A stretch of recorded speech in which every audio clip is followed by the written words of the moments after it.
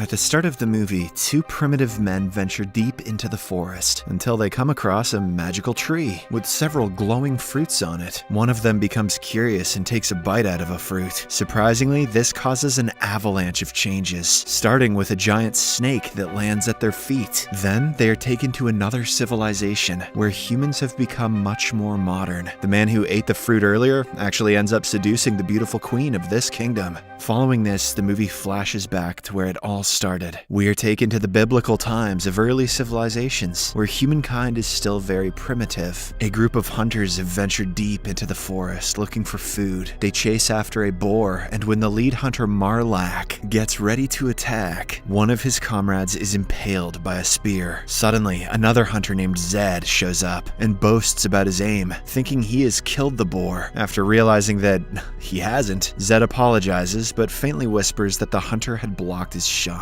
Marlak hears his snarky remarks, and so the hunters grab Zed and bully him. They then return to their village, where we see a guy named O picking strawberries. As Marlak walks past him, he belittles O by tossing away his fruit basket. It turns out that O and Zed have been good friends ever since they were born. As they chat, Zed spots his crush Maya and starts to flirt with her. However, she politely rejects him, saying that she wants a man who can protect and provide for her. To make matters worse, Marlak offers Maya a boar's head as a token of love and makes romantic advancements towards her. Meanwhile, O is also attracted to Zed's sister, Ima, but he is too shy to go and talk with her. Just then, one of the villagers takes a dump behind Zed's sleeping quarters, making him furious. So, he and O decide to take a stroll into the woods, where Zed goes on a rant about how he is always looked down upon and treated like garbage. They then reach a tree bearing some glowing fruits. It turns out, eating this fruit is forbidden, and no one has even dared to come close to it. However, Zed insists on eating it, as he contemplates as to why it is actually forbidden anyway. O tries his best to stop him, but Zed, who believes that he will become intelligent and maybe get a chance with Maya, bites it anyway. Immediately, Zed claims that he has gained superior knowledge, but he fails to answer even the most basic of questions regarding science. At the same time, a giant snake wraps around O's feet, making him panic. He frantically asks what they should do, but Zed's replies are futile, and so he eats more of the forbidden fruit. Later that night, the villagers have a dance festival. O tries to impress Ima and does the awkward fertility dance with her. She also gets up and dances with O, but for some reason, he hits her in the head with a stick, thinking that she will like it. Unfortunately, she angrily hits him back before storming away from there. Meanwhile, it turns out that someone from the village had spotted Zed eating the forbidden fruit, and so he rats him out. An angry Marlak confronts him about this, and as a result, Zed is banished from the village. However, things worsen for Zed, as he accidentally burns down the village with the fire stick in his hand, prompting the hunters to chase him down. He runs for his life, and shortly after, Marlak finds him hiding below the bushes. Zed is inches away from being killed when all of a sudden, O comes to his rescue and hits Marlak on the head, knocking him out. Following this, the two make a run for it as the whole village descends into chaos. O believes that the world is flat, and once they reach the mountains, they will fall off, but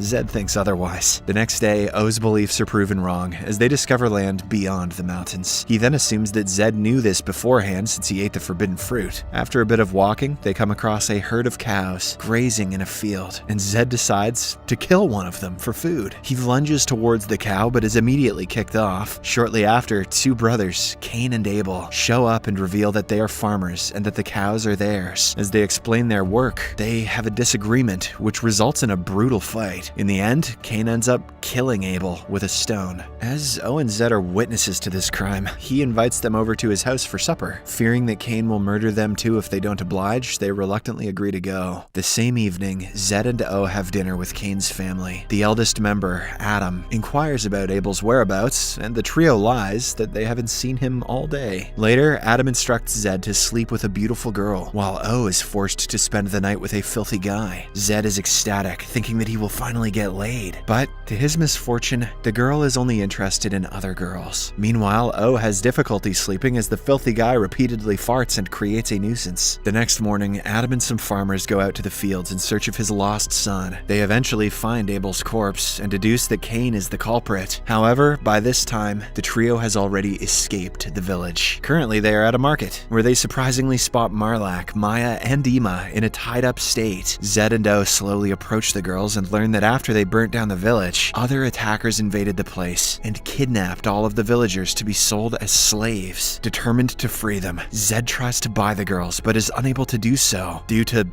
lack of cash. Cain then intervenes and claims that he can help release all of them, but in the end, he simply betrays his friends by selling them as slaves in exchange for a horse. Later, Zed, O, Maya, Ima, and the other slaves are locked in a cage, ready to be delivered to someone. But along the way, a third-party tribe suddenly arrives on horses and ambushes the slave masters. During the attack, Zed and O break free and luckily escape, while Maya and Ima are captured. The two try to save the girls and spy on the attackers from afar, but they fall asleep soon after. When they wake up, they find that the attackers are gone, much to their dismay. Afterwards, Zed and O make their way to a city called Sodom, as they had overheard the attackers talking about the place earlier. The movie then cuts to a man named Abraham, about to sacrifice his son Isaac due to orders from God. All of a sudden, he is interrupted by Zed and O, who happen to be passing by. To prevent Abraham from killing the boy, they claim that God has sent them to stop him. Hearing this, Abraham drops his knife and thanks God before escorting them to his village, thinking that they are the holy messengers. However, to prove their loyalty, Abraham states that both of them will need to circumcise their genital parts. Afraid, the two run away from the village and make their way to the infamous city of Sodom, but they soon find out that Abraham's son Isaac has been following them. He accompanies the two into the city, saying that he and his friends always sneak into Sodom to have fun. They soon make it to the gates when suddenly several guards attempt to catch them. So, Isaac runs away, while the two are captured and readied for punishment. But, fortunately, Cain, who happens to be working as a guard there, vouches for them and saves their lives. In the next scene, the trio takes a walk through the city, while Cain explains the perks of being a guard inside the palace. So, the next day, Zed and O also get enlisted as guards, despite having no skills